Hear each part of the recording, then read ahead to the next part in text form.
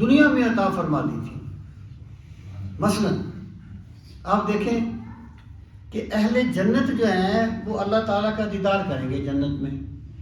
رسول کریم علیہ السلام نے فرمایا کہ تم اللہ کا دیدار کرو گے جیسے تم 14ویں کے چاند کو دیکھتے ہو،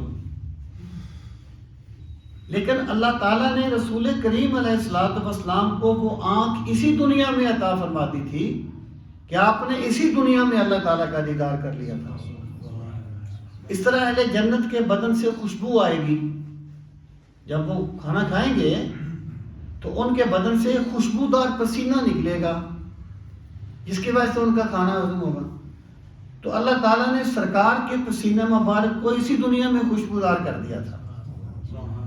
تو یہ وہ ہیں چیزیں جو اللہ تعالیٰ نے اسی دنیا میں سرکار کو جنتیوں سے کہیں بڑھ کے عطا فرما دی تھی۔